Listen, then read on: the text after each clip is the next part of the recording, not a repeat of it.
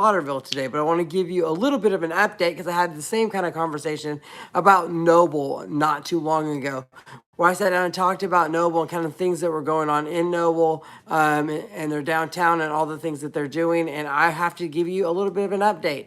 They are doing incredible things. They are building a lot. They are preparing for a lot, and they are getting that city ready. They are working on building out their festival schedule. They're working out what they're going to do to promote the city itself. They're understanding the sheer volume of development that is going to be necessary. And they're really looking at the idea of what the future of Noble looks like. So I'm very proud of Noble, Oklahoma. And I would encourage you always to follow what they're doing and keep up with them because a lot is happening in the Noble area, which is just south of Norman. Okay, let's talk Slaughterville for a second. Slaughterville is a bit of a unique city. Why? Because, or I should say town. Because ultimately, what happens is we have Norman up top. Norman is growing really, really fast on the south side. We have Noble. Noble then is growing fast, and that's south of Norman. Then you have Slaughterville. Slaughterville is like a town that is between other cities. So we have, it's Norman, Noble, you have Slaughterville right here. Then you have Lexington. Lexington is an established town as well. And then you have Purcell, which is a small city. And so we look at those like cities or those 5 cities and those 5 towns. And that's kind of the basis. They're right smack dab in the middle of 2 other groups. And so there's a lot happening. So they have taken on the idea of what they're going to do. And I will say this, no matter what I say right now, I have an affinity for Slaughterville. I really like that town. I've spent a lot of time there. I spent a lot of time with the people there, and I just really like it. So it is a really interesting place. Now, let me tell you a little bit about what I've seen, what I've observed, and what I think they might want to consider and think about in the future. First off, Slaughterville is right on that 77 corridor and out wide. It's got quite a bit of land going east and west, but it's really narrow because it's, again, between multiple municipalities, multiple cities. So it is a little bit unique that it is truly a rural town.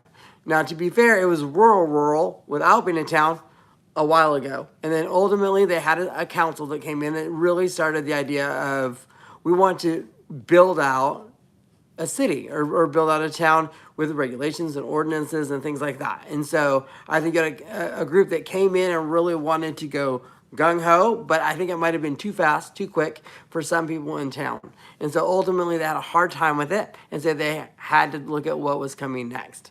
What happened is that it went too quick. So then they elected someone else. I said, hello, is it Anime Edits? So ultimately they came in and they started to build this town. Now, this is on the very beginning. It is just starting to be built. So the fun part about that is you get to watch the birth of a city, a birth of a town. I am very excited about that. I'm excited about what that does for our area. I look forward to everything that they're doing. And it's unique. Because again, I've never watched a brand new city be built.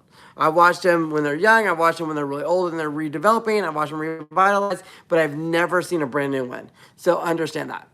Example, they just hired a city attorney in like the last couple of weeks. They just filled their board of trustees, which is their city council. Thank you for the hearts. I appreciate that. And then they have also hired staff. So they finally are getting to a full set of people that can be part of the city.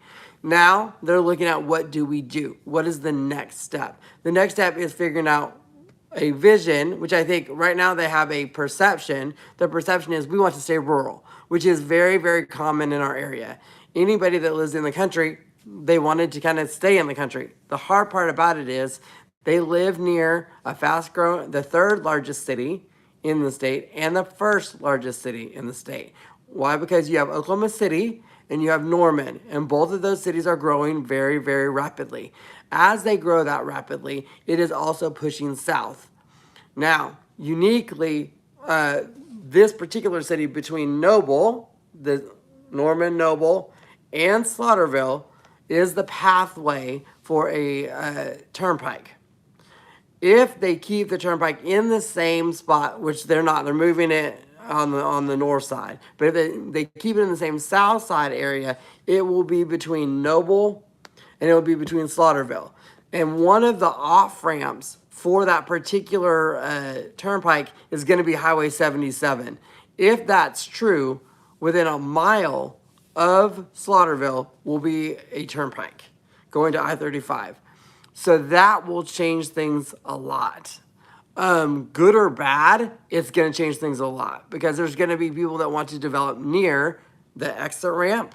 They want to develop near the turnpike itself. And so things like that have to be taken into consideration. That the idea that you're going to stay rural in an area where you're right next to an exit ramp of a turnpike is very, very low or limited. So the idea is they've got to get a plan in place and really structure it so they're prepared for the idea that their city's going to change and be different, or their town may grow pretty rapidly. I know I watched a 3.5-hour meeting last night and got to see a lot of kind of some of the inner workings of them starting. They call it sausage making. They're not lying. So you're looking at things like, what do you do? How do you build a regulation if somebody wants to have a whole bunch of animals on their property, right? So you have to look at, well, what is that? What is an animal sanctuary? What does it mean? Where does it go? What is the land use? All those things that maybe you, before you never had to think about. You're like, oh, so-and-so has a farm. They got animals on it. We're good. I mean, there's certain limitations, but we're not going to say anything about it. But now we're like looking at, this is our town. This is the area where it's being built. This is our downtown. And so then now we have this animal sanctuary that wants to go in. What does that look like? So they're having to think about that. They're having to think about, we're building a brand new park. They are building a brand new park on Slaughterville Road. It is actually quite a nice little park. It is not far from 77. You go east on Slaughterville Road about a mile, and it's going to be a beautiful little park. They put that money in because they look at the idea, not necessarily now, because it's sitting in the middle of a field that might have cattle in it, but when you think about the city growing in that area, then the park will make a lot of sense. So some of the things that they're building for the future. So, hello, Mohammed. So ultimately, there is this vision of the future that they're trying to do.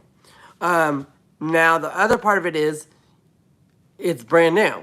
So they're figuring out how are we going to get this done? How is this going to work? So they're having to write laws, write ordinances, or delete ordinances. Maybe they had an ordinance that came in before that they didn't want, so they're changing them.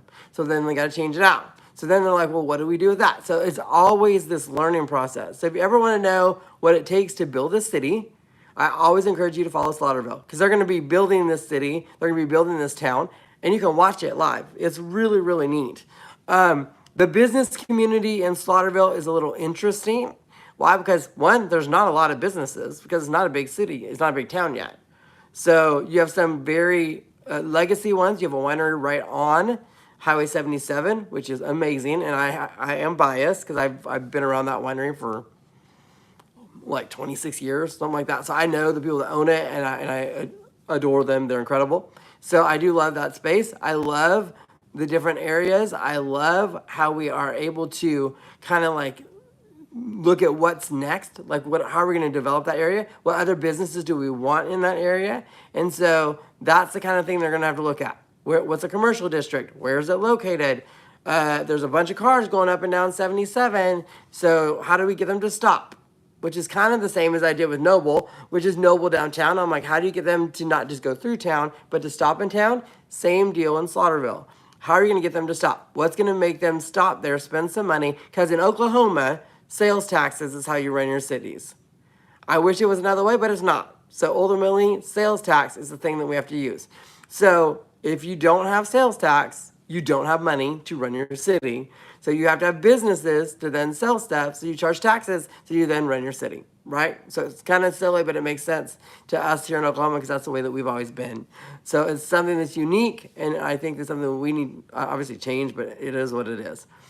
The other thing that comes up is I think they need to come up with a strategy for what they want their growth to look like. There's two different versions of something. You have people that are pro-business but pro-land rights. If you're not sure what that means, that's a little bit interesting. What that means is They want to grow businesses. They want to make it really attractive for businesses to be there, but they do not want to tell any landowner what they can or cannot do with their land. Hard part about that, if I'm a business and I can go in 5 different places, I can go Norman, Noble, Slaughterville, Lexington, Purcell. I have all these different options, right? I get a choice of which city I want to go into. And I go into a city and they say, we don't want you to change the road. We don't want you to pave the road. We don't want you to change the character of our city.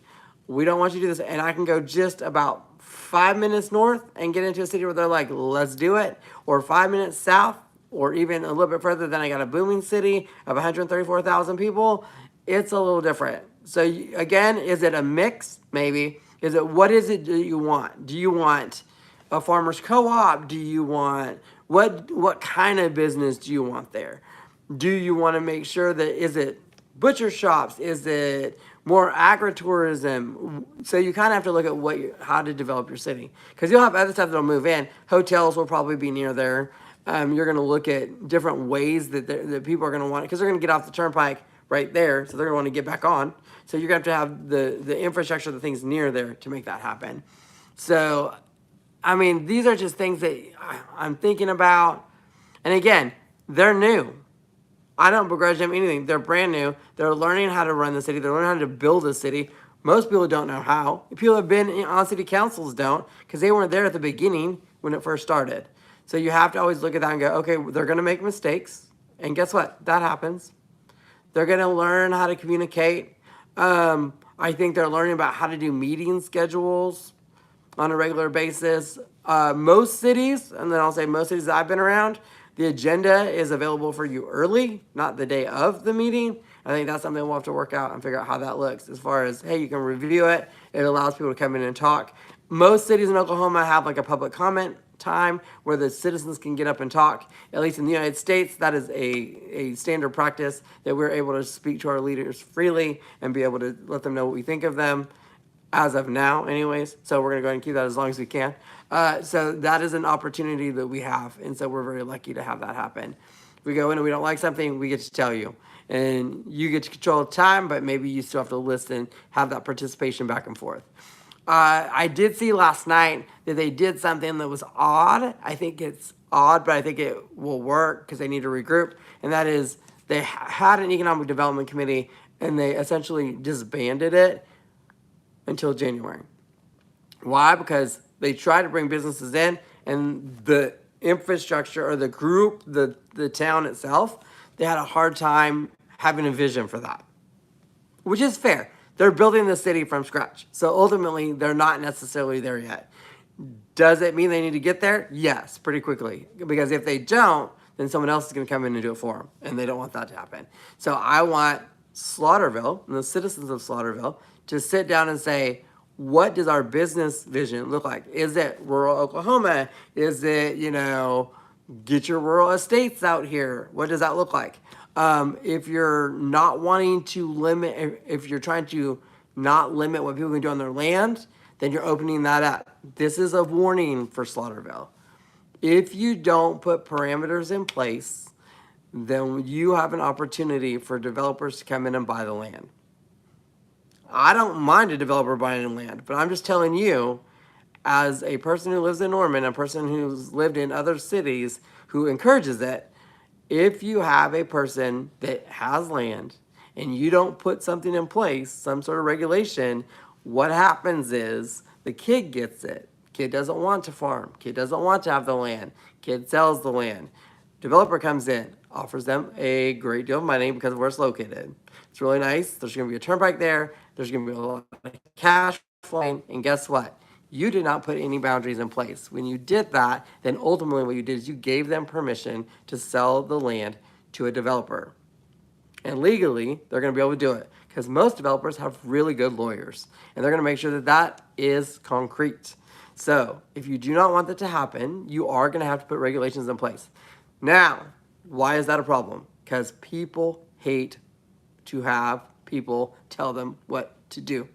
And especially in rural areas, and especially in the United States. Why? Because we're founded on land rights. We were founded on life, liberty, and property. And ultimately, it has been a big deal since our founding.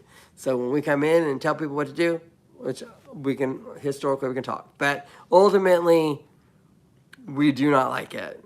And so you have to understand that some of the rules and ordinances and laws that are being built are there to protect the landowner and to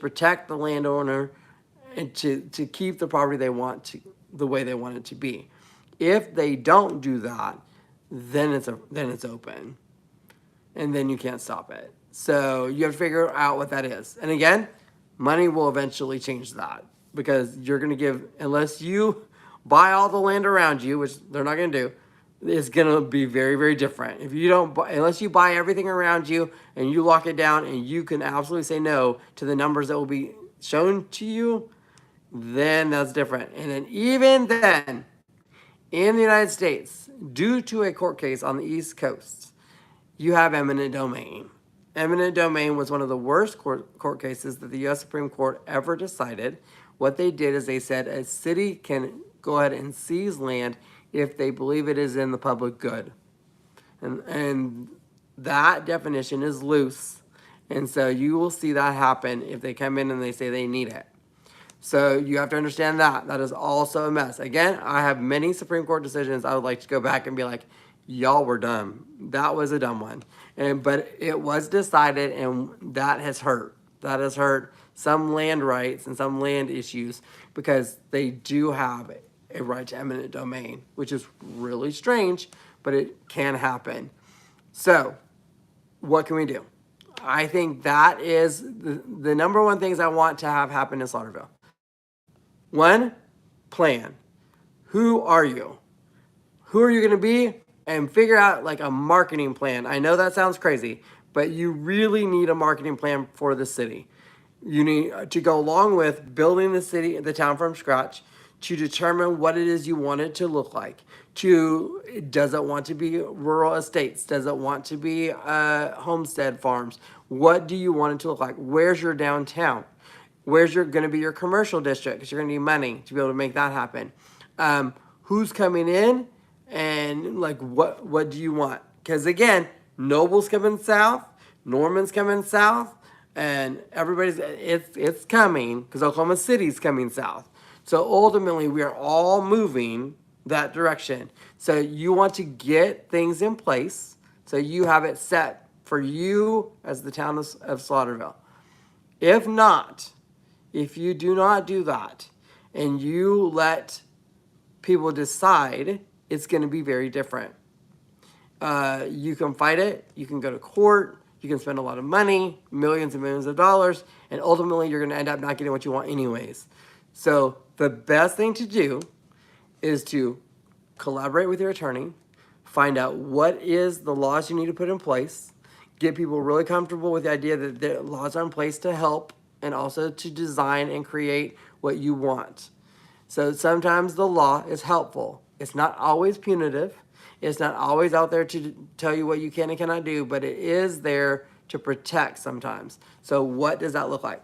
So let's think about that. Let's think about, again, we had a big discussion about signage. They did a good job. Now the signage was just signage. It was not billboards, because there's two different things. So you had to kind of look at that. So that was fascinating. Again, didn't think about those things. That's new to me.